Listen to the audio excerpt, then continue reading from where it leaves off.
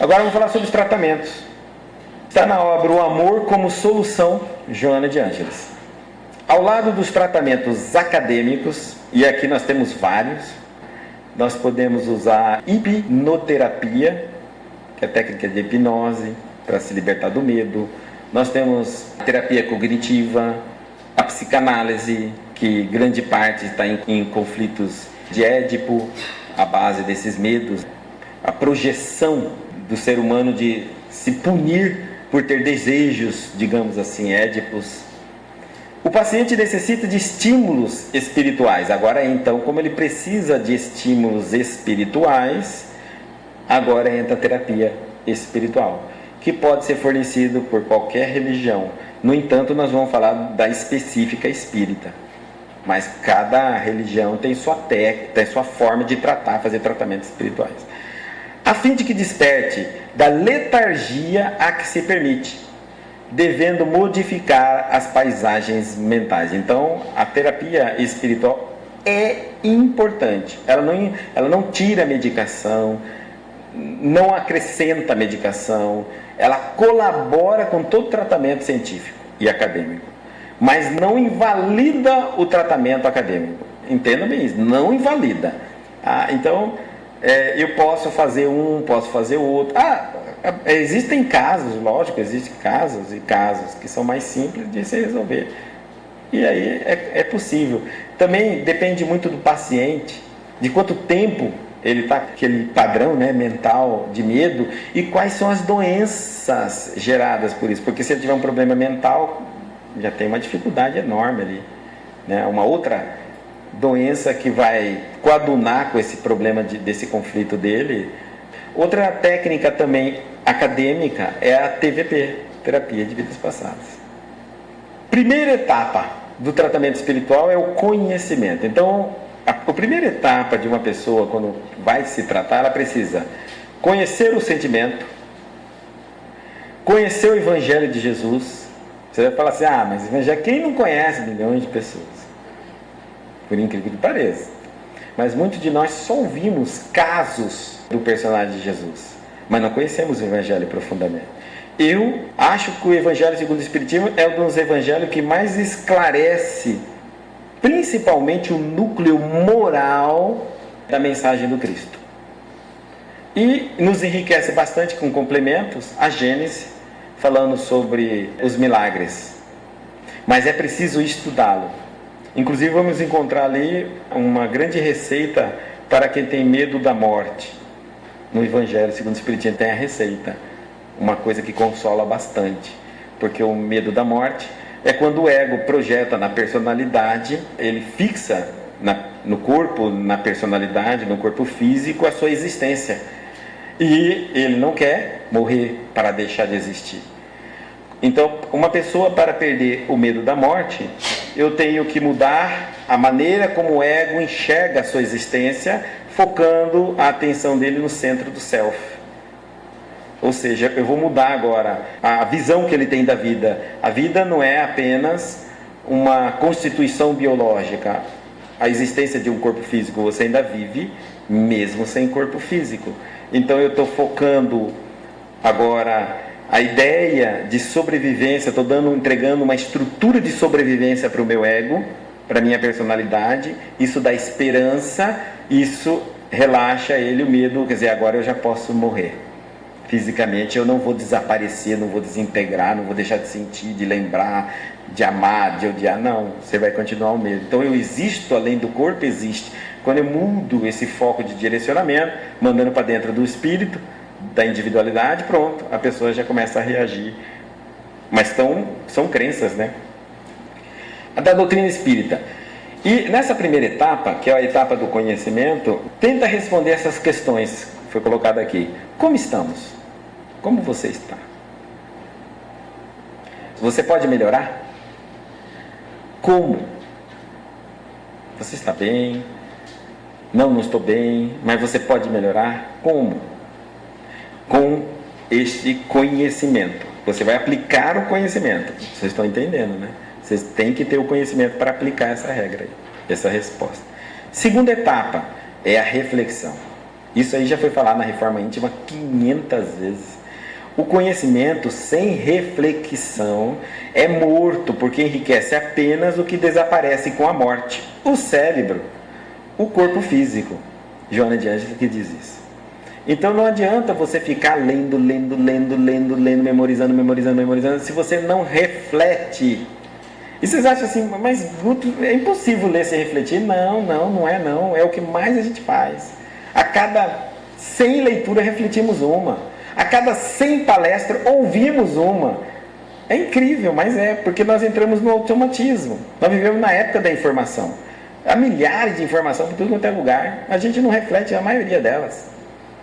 Então, responda para si mesmo. Como está o seu pensamento? Como está a sua vontade? Você está tendo força de vontade? Você acha que tem vontade para sair dessa situação? Observa o seu pensamento. Como ele está? Ele está negativo, aflito. E a reflexão é quando eu leio, releio, analiso, critico, absorvo, crio tese e consigo ir além das letras. Isso é reflexão. Às vezes, quando eu reflito, se alguém me perguntar o texto, eu já não sei mais. Porque eu só sei falar como eu entendi. Porque a reflexão vai mudar o foco. Eu saio do mundo aqui fora, das ideias e pensamento criado pelos homens, escrito em página de livros, para descobrir a minha própria maneira de entender a realidade. Que nós chamaremos isso de sabedoria. Então você está indo para dentro de você, aquele é o direcionamento. Alguém pensou, um filósofo, uma pessoa pensou, aquilo leva você na internalização, mas você vai encontrar sua própria realidade, capaz de você explicá-la até só para você mesmo. Terceira etapa, que é o autoconhecimento. Olhar para a minha intimidade, reconhecer meus medos, dispor-me a vencê-los. Se você não os reconhece, se você não admite que tem, ninguém vai discutir, não tem. Um médico dizer para você que você tem câncer, tem que tratar, você dizer ri e não faz o tratamento, o que o médico pode fazer? Quem é que pode tratar de um paciente alguma doença que ele não admite que tenha ou que ele não cumpra o tratamento? Nem o médico, nem a ciência cura o que o paciente não quer que cura. Não existe milagre. Reconhecer os medos e dispor, focar para vencê-los. Aí você vai responder para si mesmo: o que já tenho para vencer esse medo e o que trago para me ajudar. O que tenho é, depois que você fez a primeira etapa, o estudo, o conhecimento e tudo mais, eu já tenho isso, já entendi isso. Está faltando mais o que aqui? Para completar mais, tá? Então, o que trago para me ajudar? Quarta etapa é a prece, se subdividindo, prece e oração. Gente, sem isso, para você vencer o medo, você vai ter que fazer muita prece, muita oração. Então, prece, oração, para você ter força, dinamismo, dínamos, energia, potencial, para mudar, para vigiar seu pensamento e mudar ele de uma maneira positiva, otimista. A assistência fraterna, que nós chamamos, já está ultrapassado, inclusive o termo de atendimento fraterno, depois chamava-se apoio fraterno e agora é assistência fraterna. Está lá na obra Assistência Fraterna de Bezerra de Menezes, no prefácio do livro, essa parte aqui. Assistir fraternalmente ao irmão é dar-lhe o entendimento da sua evolução, de seus pensamentos que geram sentimentos diversos e que podem provocar o íntimo insegurança e medo, fragilizando assim seus meios de avançar. Então, a assistência fraterna é um processo de educação e evangelização, cujos objetivos são atender, esclarecer, amparar, educar o pensamento e reorganizar os sentimentos do espírito durante a sua existência. É para isso que existe o atendimento fraterno. Exatamente para isso. Às vezes no atendimento fraterno é que eu mudo de ideia. E aquilo que me fazia sofrer não me faz mais. Não é que no atendimento fraterno vai ser retirado o problema da minha vida. Não, às vezes o problema fica. É você que encara ele de maneira diferente, porque você absorve novos pontos de vista, se fortalece, se alimenta.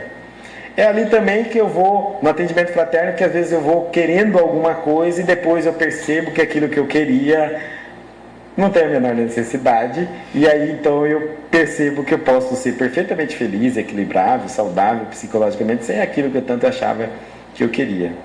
Também no atendimento fraterno que você descobre os seus defeitos, né? Porque você vai conversando e vai se descobrindo, você vai falando, tem o método catarse ali, mas que há uma interatividade, não é como a psicanálise, existe um diálogo, vai havendo essa construção de ideias gradativa.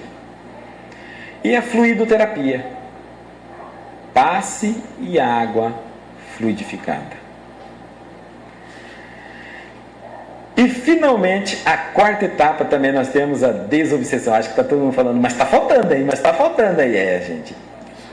Conflitos existenciais de Joana de Ângeles, ele diz assim, desobsessão. Os tormentosos fenômenos da obsessão espiritual, a indução telepática do perseguidor, faz que o vitimado ressinta-se de tudo quanto à sua volta possa trabalhar por sua recuperação, pela reconquista da saúde e do equilíbrio.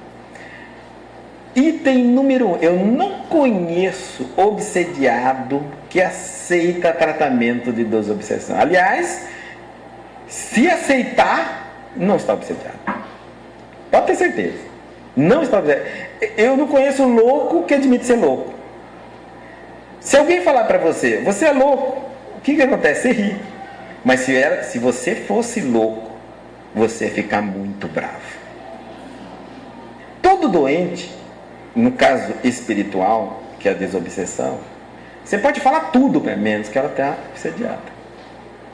Até porque nós estamos sendo obsediados por inteligências invisíveis, que são os espíritos, e por inteligência às vezes muito maior do que a nossa e do próprio obsediado.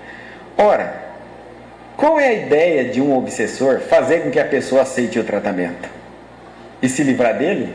É um absurdo, é um contrassenso de nós imaginarmos. Então eles vão fazer tudo para que a pessoa não ouça a verdade sobre si mesmo, não faça o tratamento, vire-se contra todo mundo. Isso é natural, gente. Isso é muito natural. E é isso que prova a obsessão. Observa, às vezes a pessoa está num caminho tranquilo. Aí um dia alguém chega e fala, você está obsediada. Aí ela vira um negócio. Aí você fala assim, está vendo a prova? Que você estava obsediado e que o seu obsessor só estava disfarçado. A partir do momento que ele é identificado, a personalidade dele se mostra. Se ninguém falasse para você que está obsediado e mexesse a sua parte espiritual, você ia aparecer daquele jeito até durante anos. Mas alguém veio e cutucou o seu obsessor, disse, te descobri. Ele fica bravo. Aí ele fica bravo. E aí começa então a maior dificuldade para a pessoa que está fazendo o tratamento espiritual é conseguir terminar esse tratamento. Esse é o maior desafio que tem. É a primeira prova de quem está doente espiritualmente, porque não é fácil terminar um tratamento desse. Primeiro, porque precisa fazer reforma íntima. Vai precisar trazer à tona toda a podridão que não foi trabalhada por anos e anos. Foi aí que se fixou em grande parte disso tudo os processos obsessivos. Depois, um longo período de tempo, então essa amizade se estabelece, que fica meio complicado do obsediado decidir se quer ficar livre da obsessão ou não, porque até falta sente. Não é tão simples, não, existe uma amizade ali. Você pensa que bêbado não tem amigo bêbado? E se você tirar um amigo bêbado dele, ele chora. E você não quer parar de beber? Você tem que largar de ser amigo bêbado. Não vai. A mulher que apanha, você tira o marido, que bate nela todo dia, ela chora na porta da cadeia. Ainda chama o jornal para dizer que estão prendendo o coitado do marido dela. Então, não é tão simples assim. Nós acostumamos em todos os padrões, acostumamos a ser explorados psiquicamente, emocionalmente, sentimentalmente. É um tratamento longo e a pessoa vai se descobrindo, ela vai aprendendo, se descobrindo, reconhecendo, cortando os vínculos com aquele defeito que prende ou que ali se mascarava o processo obsessivo, e vai desenvolvendo aquilo gradativamente, sem pressa. Mas o duro é o paciente conseguir terminar esse tratamento, porque no meio disso tem os reveses, as crises. Afinal de contas, uma pessoa que tem um obsessor, dependendo do processo obsessivo, o elogio vem dele e a crítica vem dos que estão tratando. E agora, como é que você fica? Se alguém tivesse te matando com um determinado veneno, digamos, numa bebida, e você tivesse confiança nele, o que ele ia dizer? Ele ia dizer, não, bebe, é gostoso, é muito bom e tudo mais. Na hora que você fosse no médico, o médico ia dizer, você para de beber isso aí, isso é porcaria, isso vai te matar. Você vai ter que decidir se você acredita no médico, porque quando você volta para casa, o seu amigo vai dizer, não, mas toma, você está com vontade, ó, o que tem, você merece, está calor e tudo mais. Toma de novo. Então, uma hora você vai ter que decidir. Ou você para de ser alimentado por esse ego, e aí você vai parar de beber, porque você tem que acreditar ou no médico, ou no tratamento, ou em quem está te adoecendo. Então, tem momentos de crise que você vai voltar com o médico. Vai falar, mas como você está querendo tirar meu prazer da vida, minha vontade de ser feliz e tudo mais? Porque aí você volta para casa e você fala, não, bebe, você merece, é cansado, você trabalha, você é justo. Você está entendendo? É verdade. Esse médico não sabe o que está falando para você. Bebe. E aí você vai ter que encontrar a sua verdadeira posição. Quem é você? Porque normalmente depois de um tempo de obsessão, você perde essa personalidade sua. Fica mesclada, você já não sabe muita coisa, quem é você, quem não é você, o que você gosta, o que não é, porque tudo é sugerido, tudo foi sugerido. Quando você pensava que, será que eu gosto da cor, é preta, então eu gosto de preto, eu gosto de preto. Talvez agora você vai descobrir que você gosta de azul. Tudo é influenciado.